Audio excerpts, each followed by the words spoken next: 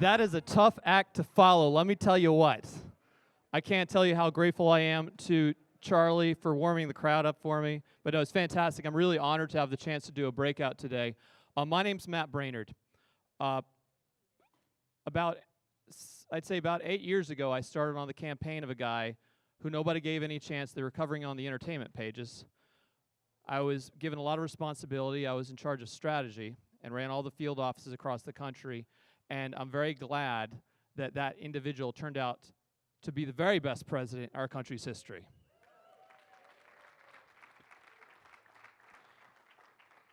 And, in all likelihood, I believe, back in the White House. Do you think he's got a good chance? Do you think he's going to come back in? All right, so listen. Today's lecture is probably going to be a little, and I use the word lecture, right? It's breakout session. It's going to be a little bit different than I think a lot of the content. This is very dense material. And the one thing I am confident of is that when we're done today, you'll have at least learned something. I only have about 45 minutes. I'd love to do Q&A, but I'm going to motor through it pretty quickly. But again, this is recorded, so you'll be able to watch it later if you missed anything. And I'd be really grateful to even if we get kicked out of here to take questions afterwards. I'm here for the rest of the conference, okay? So let's see if this thing works. Awesome. So registration and turnout. Beating the left at their own game. This is an area where the left has been kicking the right's butt for longer than I've been alive, right? And we're going to talk about how and why and how we can fix this and how we can overcome the disadvantage, because I actually believe that we're naturally better at these things than the left are, okay? So first, I got to plug something.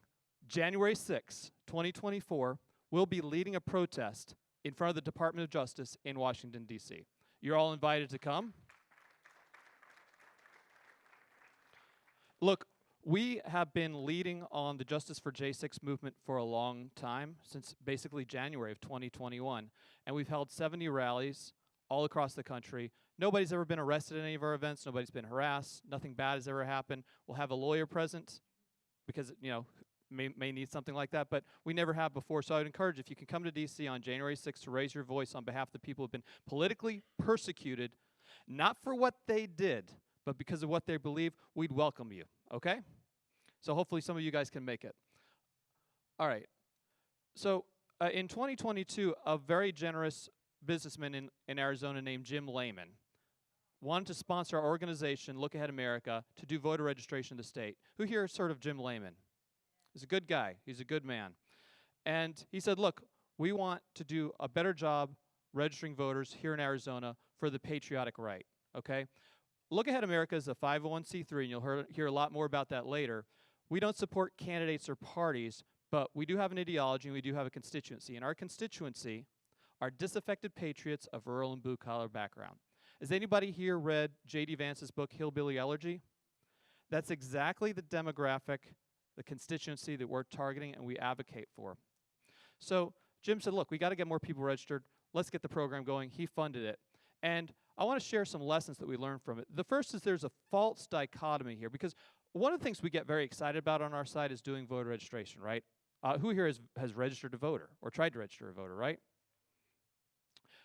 Our way historically, and this is the way I originally looked at before I learned, is that we look at registered versus non-registered. And the problem is that that's not a really good way of distinguishing between the people we need to target and how we need to target them. Because there's actually some nuance among the people who are not registered. They have very different reasons for not being registered. And there's a difference between the incidentally unregistered and the determined non-voters. Now, incidentally unregistered, those are individuals who maybe they voted before, or they voted where they used to live, but they've moved to a new place and they just happen to not be registered. But they mean to vote. They like to vote. They're of a culture of voting. They just haven't gotten the paperwork done, right? And you know, when you do your table outside a gas station or some other means to reach out to these people, it's pretty quick and it's pretty easy. But the question really is that how much of a difference does registering that person make? And we, through our own research, shows that at best, you may have gotten them to vote in one election that they wouldn't have otherwise, right? Because usually what happens with these itinerant folks, they just moved to Arizona. It's a great place to move. I know a lot of people are moving here. I'm sure a lot of you moved here because of the great weather and wonderful climate. You had to register when you got here, but maybe you missed an election. Maybe you missed a primary and municipal election, right? So these are the incidentally unregistered, and by targeting them and registering them, you're getting them maybe one extra election that they wouldn't have voted in. Because what happens is when they miss an election, they say, oh, shoot, got to go take care of it. Or just by getting a driver's license in this state and almost every other state, you're registered to vote, or you're automatically registered to vote. You don't even have to check the boxes. Sometimes, some states, it's automatically checked, okay? Now, that's basically, here's a good strategy, and this is something that Look Ahead America can help you with if you're trying to do a voter registration drive and you want to target incidentally unregistered. This is what we did in Arizona. We registered between 20 and 25,000 new patriotic voters in this state. But the easiest way for us to do it, the most cost-effective, is we were able to determine when somebody, a patriot, a conservative from someplace else in the country moves into Arizona, we send them a letter prompting them, and we give them a phone call and a text message, right? Very cost-effective. And others before us have also tried to do voter registration, and they find that basically prompting somebody by a mail piece is really cost-effective compared to all the other means, which is, you know, door knocking, which is extremely expensive, or some kind of broadcast that isn't specifically targeting people. But the problem is that this really only works on the incidentally unregistered. So let's talk about the other people, the non-voters. You've got so many beautiful young people here at Turning Point, so many telegenic, energetic young people. And when a telegenic, photogenic, energetic young lady at a gas station catches some guy walking out of there, and he's not registered to vote, and she goes up with a big smile and says, "Hi, sir, how you doing today? I hope you're having a blessed day. Love to register you to vote today. It'll just take a couple minutes." He's going to sign the form. He's going to fill it out, right? How can you say no to that? And the girl, you know, she's elated, right? She got a sign up. It's like help saving the country. But here's the problem with that. This is for the determined, and he was not registered because he didn't care to be registered. He did not want to be registered.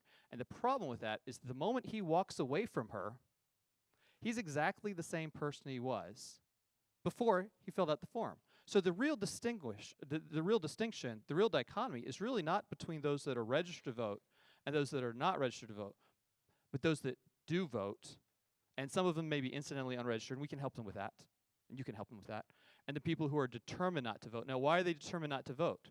It's because they're of a culture that doesn't vote. They're disconnected. I vote, I believe, because I grew up in a family where at the kitchen table we talked politics. We watched the news together. Both my parents were voters. They argued sometimes over who they're going to vote with. Most of us come from this culture of voting. And if any of you did, and I know a lot of you have read Hillbilly Elegy, there's a scene in the book where this attorney, he had gone to law school, but he had come from the sticks, right? J.D. Vance, from the sticks of Ohio. And he's going to this fancy dinner where they're trying to decide who they want to bring in as a summer associate at a law firm, right? And he's sitting down at the table, and he's seeing something he's never seen before, right? He sees 2 forks. It's like, what's going on here? Why are there 2 forks? And he's terrified of that. And he has to go out and call a friend and say, hey, there's 2 forks at the table. What's this about? I've never seen this. Because he wasn't from a culture where you had a salad fork, right? In the same way, many of the people that we're trying to reach, disaffected patriotic Americans of rural and blue-collar backgrounds, they're not of a culture of voting. And the efforts to bring them into a culture of voting go beyond just getting them to fill out a form. So we understand there is a distinction. So it's important to remember that if you register a new voter, that cannot be the end of your relationship with them. It has to be the beginning of it.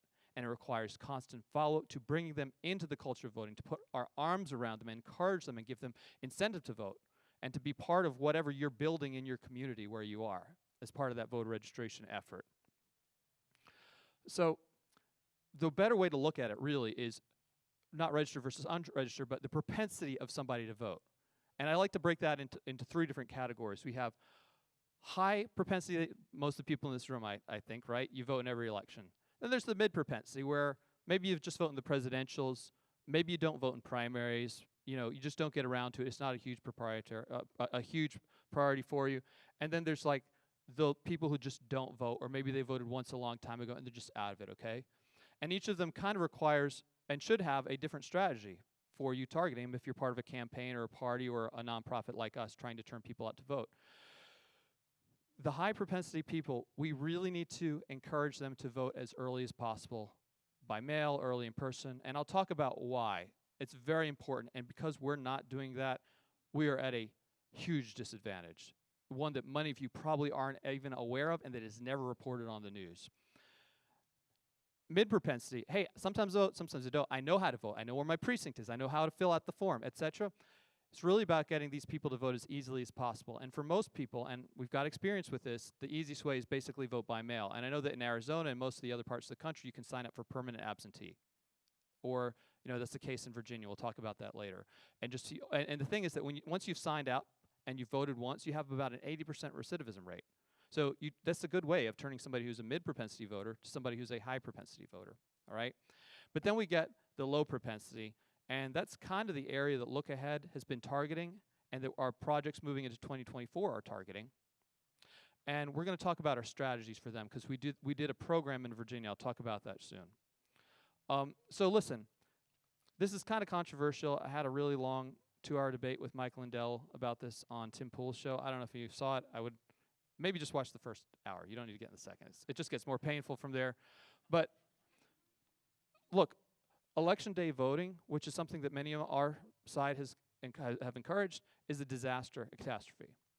Now, part of the reason, there's 2 reasons you're all probably aware of. Is number 1 is that, hey, sometimes you just forget. If you're planning to, and you're waiting until the last day, we all know stuff comes up, kid gets sick, double shift at work, car breaks down, bad weather, all these kinds of reasons, and those are very real because if you do a poll of people and ahead of an election say, hey, how likely are you to vote? They're going to say, yeah, I'm absolutely certain. If you go back, because we've done this, you see that drops off precipitously. So a lot of people say they're going to vote, they intend to, but it just doesn't happen. So would you rather have 1 day of opportunity for voting, or like we have in Virginia, 45 days? Now, I'm not advocating for 45 days of voting. I'm just saying that's the reality. And I don't think we want to let our opponents have a 45-day head start on us, or 30-day, or however long it is in the state you're in, over us, because we're just saying, oh, we're all going to wait until election day, and if something happens. The second reason is that sometimes the election system, there's suspicions about why it happens, but we had a big problem here in Maricopa, didn't we, on election day? And incompetence, intentional. The bottom line is that the people who didn't have any problem getting their votes cast and counted were the ones who voted by mail. There was no problems with that. It was all received. You could see it online. It was counted, etc. It was the people who were voting election day. Guess what? They screwed up. They ran out of paper. The scanners weren't working right. The printers weren't working right. It's a very complicated process, but if you're able to do it by mail, you avoid the problem. But here's really the big catastrophe, okay? And look, I've run Look Ahead America for the last few years, but what I do, I really don't make much money from doing it, but what I do for a living is I'm a political consultant from Washington, D.C. It's terrible, right? It's the worst thing you can be, honestly. Yeah, I'm a political consultant from D.C. You're responsible for all the problems.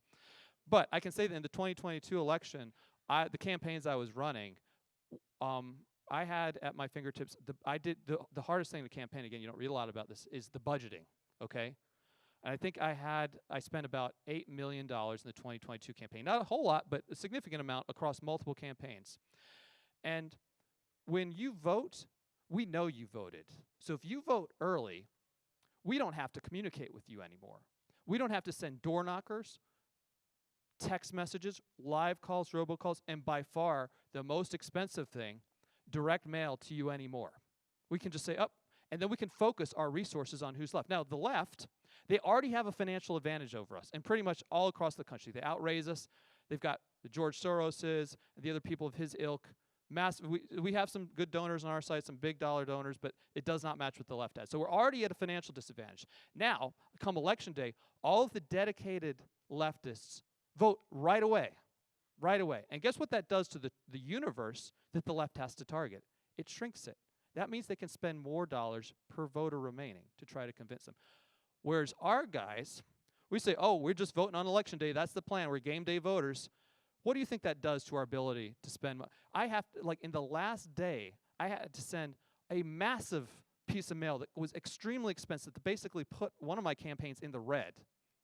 Left didn't have to do that. They put all their attention on that tiny little bit of the people that they could persuade, or their folks that maybe have a hard time voting, disabled, et cetera, getting them to the polls. So when you vote early, you're effectively making, in 2024, I'm not kidding, a several $100 contribution to whoever you're supporting.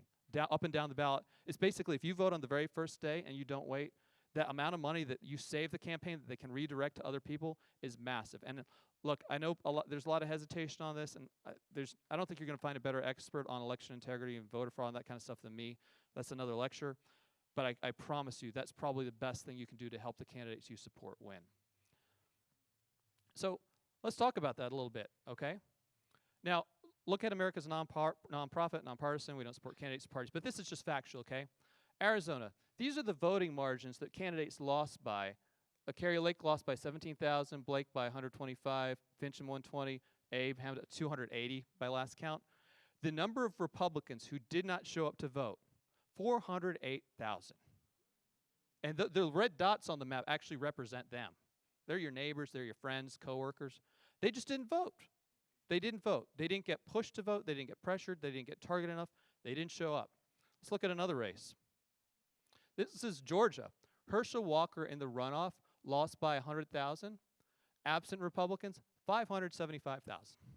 They just didn't show up. And most of them had voted at least once in their history, right? But they weren't part of the culture of high propensity.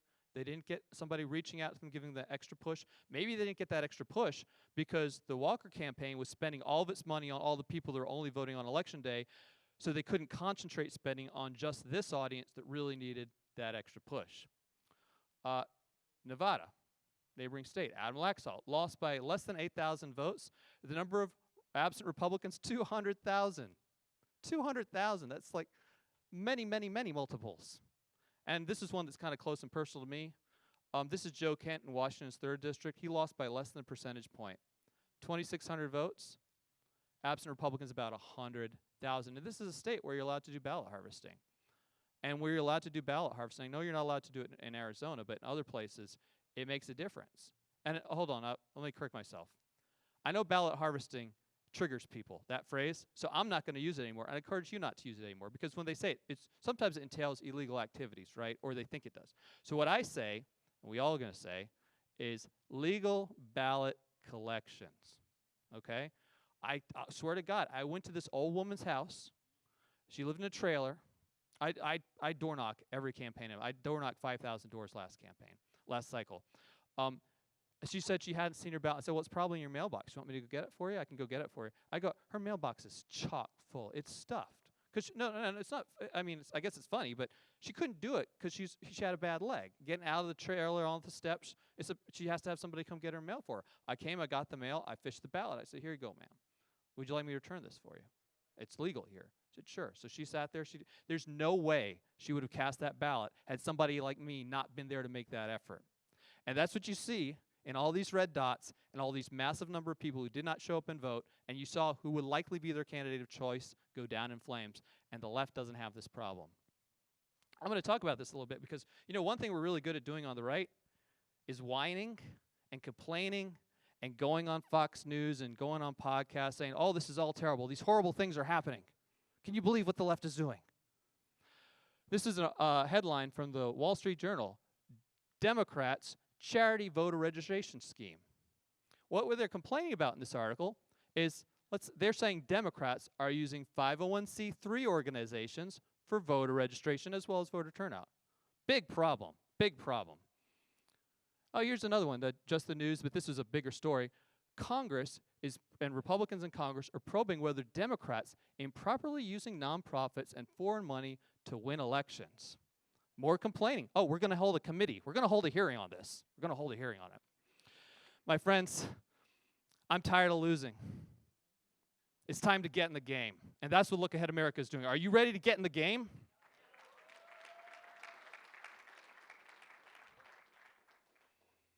So let's talk about why it's smarter to do voter turnout and registration using a 501c3. Now we're talking a little bit of tax code, okay? So forgive me if it gets a little technical, all right? It's a little dense, but I'm going to break it down. I know you're really smart people because you're here, right? So I think all of you understand this. Some of you know some of this already. The first is that contributions are completely tax deductible. You give money to a candidate or a local party or PAC, it's not tax deductible, not at all. And that also allows that C3s can take contributions for foundations. In fact, most of the money that Look Ahead America has raised has come from foundations. They can only give to C3s. They can't give to campaigns or anything else like that. Another advantage is that anyone can donate. Anyone can donate. Anyone. A corporation, a non-citizen, a oil tycoon in Ukraine can donate. And not only can he donate, what's the limit to that you can, what's the most amount of money you can give to like a candidate for office here, a federal candidate? It's like, it's technically primary generals, 3,300 each, 6,600 total, right? No limits. No limits. And this may be the best part, no disclosure. Now, I know everybody here is probably given some contribution off of WinRed, right? Guess what happens to your email address?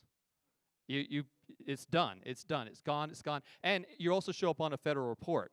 The campaigns have to put out a report every quarter, and more frequently closer to elections, reporting every single donor, their name, and how much they gave, who your employer is, what your occupation is, where you live, all that stuff.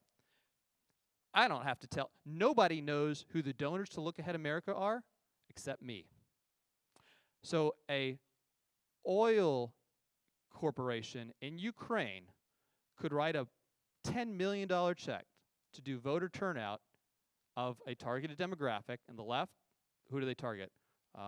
Women, minorities, college students. Rock the Vote. You've all heard that. Those are their voter turnout organizations, or people who live in urban areas, the urban oppressed, can write a $10 million check to turn those people out. No limits. You never find out about it.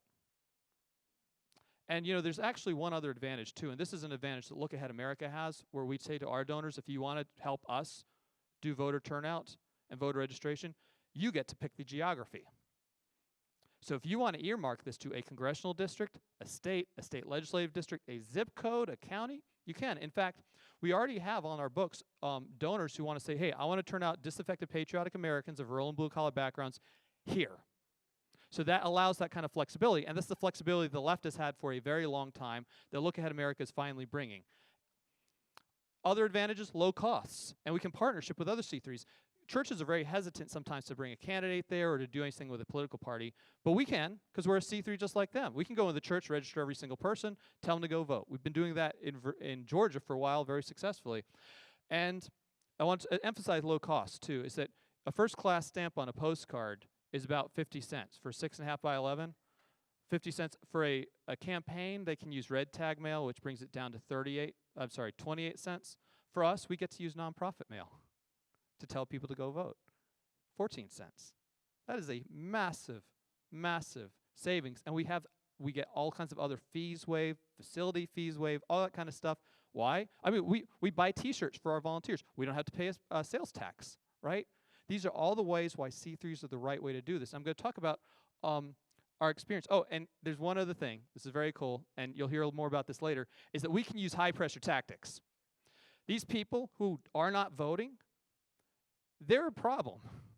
And sometimes to get them motivated to vote, we have to muscle them a little bit, okay? I'm not ashamed to say what we did in Virginia, and you'll see shortly, it made a lot of people very angry. Very angry. Made the Attorney General extremely angry. But I don't care. Who are you going to get angry at? Matt Braynard? I don't care. If a candidate did something like this, there would be blowback. People would say, I'm not voting for this guy. Can you see what he sent me? I'm not voting for this party. You see this? What's this? It's very offensive. I'm intimidated. We don't have a problem with that. So we have a lot more flexibility in what we can do and say to voters that others can't. And those are all the advantages of a C3. And we got to bring all those things to bear in Virginia in the 2023 election. We had one very brave donor made a substantial contribution so that we were able to do a test project in Virginia like we'd never been able to do before. And look, our organization is called Look Ahead America, but look, that's a weird name, right? What does that even mean? So we created a new brand in Virginia called Virginia Voter Assistance. Oh, that's cool. Oh, Virginia Voter Assistance. It sounds almost like a government agency. It's not. But is nothing more innocuous than an organization called Arizona Voter Assistance? Oh, they seem neutral. I guess they're just helping people vote, right? And this is our team. They all had little ID badges. They all got officially trained by the state of Virginia. They had scooters, so they could go hit doors much more quickly. They're just trying to help people vote. They're very friendly and very innocuous. Our targets were mid to low propensity voters. So we really wanted to reach people who we did not think was going to vote in the 2023 elections. Because, in Virginia, we vote every year. It's a circus. And 2023 is special because it's the lowest turnout historically, and it turned out to be around 37% because the other years you have president, and then you have governor, lieutenant governor, attorney general, and then you have the federal year where you have senators or members of Congress, and then you have this last one, which is just some municipals and state legislative. So it's very low. So we had a lot of targets of people we were able to model that were disaffected, patriotic Americans, but who we did not expect to vote based on their history, right? They didn't vote in the last governor's race, or they missed several elections in a row. We didn't target anybody who had no history of voting because we had a limited budget, and that's a big lift, right? They just voted they registered by accident when they got their driver's license. Or this is also the case if you ever try to identify people who've never voted before, they're probably still on the roll because the state hasn't done a good job taking them off. We've seen that all over the place, and it's actually a vector for voter fraud. But so that's who we targeted, and we hit these people with 7 different points of contact. Okay, 7 points of contact. They got direct mail, they got door knocking, they got MMS text messages, they got live phone calls, they got robocalls, they got digital targeting, and one of my favorites, postcards, right?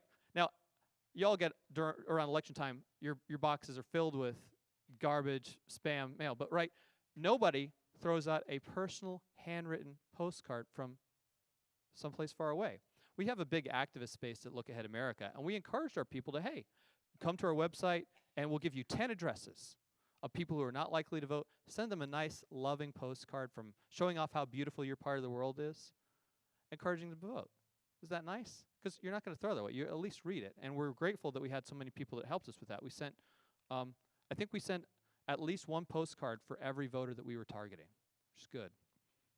And also, we set up inbound email, texting, and phone help because all of our contacts had our information on it. So, hey, if you need help, and I can't tell you how many times our targets who were in nursing homes, we sent somebody from our door team to go to a nursing home and get all those people signed up for permanent absentee ballots. I can't tell you how many elderly folks called our phone line and wanted us to walk them through the process. So, again, what was our call to action of these people? When it was allowed, we did absentee request forms. So, in Arizona, you actually, you're not allowed to ballot harvest, in part thanks to this guy, Don Shooter, here back in the corner, former state legislator. But one thing you can harvest is absentee ballot request forms. So we went through Virginia before the ballots had dropped saying, hey, fill out this form and you'll get your ballot on it. And we could get those filled out and we could turn them in to the local elections office. So that's one way that you can semi-harvest in Arizona or a state where you face restrictions, because usually there are no restrictions on that process. But in Virginia, we actually are allowed to do ballot collection. So again, legal ballot collection. In places where you can't do it, you can harvest those forms and turn them in on people's behalf. So that's really what we were doing. We were trying to get people signed up for permanent absentee, and then in that period where you couldn't do it anymore, we were trying to get people to vote early in person, and then on election day we were saying, hey, go vote, this is your location. So let's talk a little bit about our message mix. This was a mix of friendly messages and fierce messages. Our people who were on the doors, when they knocked, they were the most polite people, friendly people you've ever met, very encouraging. We actually had rebuttals when people said, oh, I don't want to fill out that form, I don't want to get an early ballot. We said, well, what's the reason? And we engaged with them. And when we tried to encourage them, the most effective argument we could make to them was that if you vote, people will stop knocking on your door. And we tracked that because we recorded which message moved people the most. That was by far, I think, way ahead of everything else. We also made the arguments, like in Virginia, people said, well, I don't know if my vote's going to be stolen. In Virginia, we were able to make a very good argument in that the elections office in every county in Virginia are run by Republicans. And that's because every county's election board has 3 members, a Republican, a Democrat, and somebody appointed by the governor. So when you have the governorship, that was a good way of moving people in favor of voting. We also talked about the fact that the local organizations and parties have done a good job securing the elections in Virginia. It's a fairly clean state, I think, compared to most. But by and large, like, hey, you're tired of people knocking on your door, tired of getting mail, tired of getting calls. That all stops once you vote. It's very effective. So, but we also had some fierce messaging. Oh, this is one of the memes we were sharing on social media because we were looking for people to sign up to send postcards, right? And we sent some beautiful postcards collection. We got some from all over the world. There's some from Latvia, some from Las Vegas, San Francisco, I think that's Mississippi or Missouri, and people would share them with us. We'd share them on social media. It's very fun, encouraging, right? So that's the carrot. Let's talk about the stick. This is a mail piece we sent out. This is one side of the mail piece, and it's very friendly, okay? We talk about option 1, request an absentee ballot online. We have a link for that. QR code. Option 2, vote early in person. Information on how to do that. Option 3, election day voting. Is that cool? Very easy. You know, right? Really friendly, technical. But this is what the other side of the mail piece said. Warning from Virginia voter assistance. According to government records, 1 or more residents at this address has failed to vote in recent elections. Failure to vote may result in a loss of Social Security income, Medicare eligibility, unemployment benefits, child tax credits, and child custody rights, concealed carry permit. Failure to vote may also result in the seizure of personal assets, including but not limited to firearms, bank accounts, cars, and real estate. See the reverse side for steps you can take to cast your ballot in the upcoming election. Deadline for response is pending. Now, this is all factually true. I go to bed at night sleeping like a baby because I know all of this is true, and it's true in 2 ways. First of all of these things are things that are happening right now in the country or in Virginia. The last part you might scratch your head a little bit about, but if you look at the asset forfeiture laws in Virginia, they can take all of your stuff for a crime they could never meet a standard to convict you of. So you commit a crime, they can't convict you of the crime, they don't have enough evidence, maybe you didn't do it. But they have a much lower standard to take all your stuff that may have been associated with it. And you know what's going on with child custody rights. You deny your child's gender in a school in California or Washington State, take your kid away.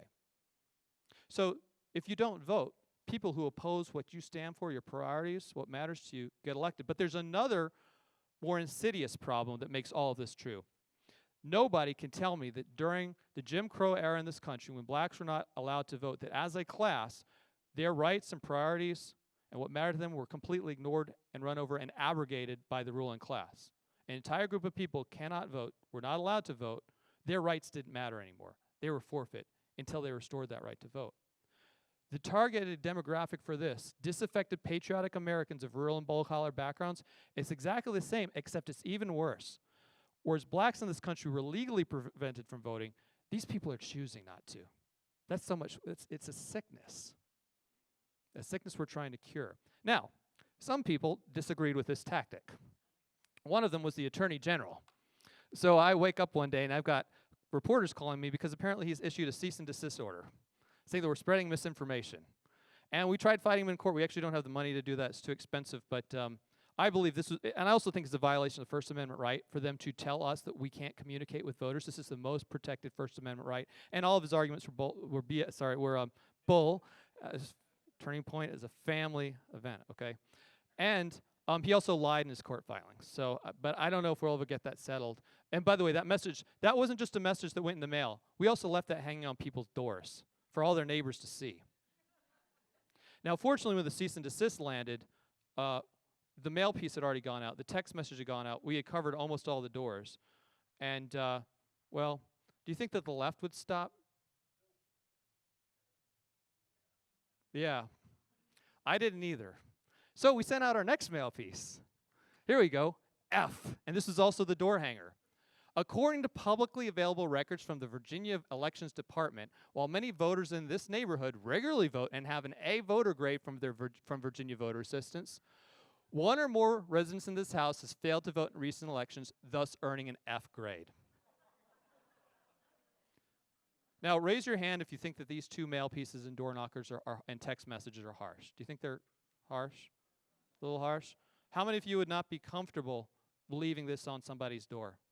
Raise your hand if you would not be comfortable. Okay.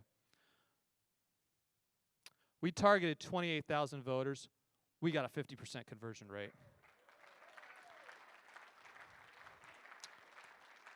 So I know some folks raise their hands, but let me ask, does anybody here in the room think that the left would hesitate to send out a mail piece like that or a door hanger if they thought it would help them win? Like I said, I'm tired of losing, and this is how we get in the game. So fundamentally, voter registration, voter turnout efforts, what they are at their heart is community organizing. And that's what Look Ahead America was created to do, community organizing. If you look at the battles that we've lost on the local level, CRT, school board battles, wokeism. The state level with election integrity laws, with them changing the way we're allowed to vote that makes it easier to cheat, raises questions. Or even at the national level, if you look what's happening to our J6 political prisoners, every single one of those problems can be traced back to our failure to match the left in the field of community organizing, and that's what we want to help you with. We have a free beginner community organizer training session coming up later this month, or later in January actually. We'd encourage all of you to register and sign up for it. It's completely free. It's just 3 hours on one evening, and it goes by really quickly. And it's a good chance for you to learn about what you can do at your local level to make a difference. Now, I know that in the big room, they talk a lot about national issues, right? Big stuff, momentous things. And from where we're sitting, and even me, I'm just looking at it and think, man, some of those fights they want to pick, some of those changes they want to bring, they're so far away from me. They're so far away from my ability to really do very much about them other than maybe vote and throw a few dollars, right? The fights that you can pick and win are the ones that are happening in your neighborhood, in your precinct, in your town, and we can train you on how to do that. Look, one of the other things we do is we have an intermediate community organizer training. It takes place usually on a weekend over 20 hours. So we do 12 hours on Saturday, 8 on Sunday. It's very intensive. And if any of you are from a part of the country you'd like to invite us to come, again, we try to charge this. We don't really want to charge any money for this. We'd be happy to help you guys organize something like that in your community to get you guys trained. So, look, whether you are an activist and you want to get some free training online, we invite you. If you're a leader in your community, you want to bring us in to do intermediate community organizer training, we're happy to do that. If you want us to help you with data so you know the patriots who are moving into your community so they're incidentally unregistered, you get them registered and help them vote in one more election than they might otherwise, we could help you. And if you're a donor that says, look, I'm fed up with the way this country is going, I want to make a tax-deductible, non-disclosed contribution, and I want it to be spent turning out voters here, and I don't want anybody to know that I did this, I'm your guy. Look Ahead America is at your service. So that's my personal cell phone number. That's a QR code with my info, and that's my email address. I think you guys have been great. Again, all my thanks to Turning Point, to Charlie, to Tyler who helped set this up. I'm very grateful to all of that. And if anybody's got any questions, I'd be happy to take them. But as I end all my speeches, America first, America forever.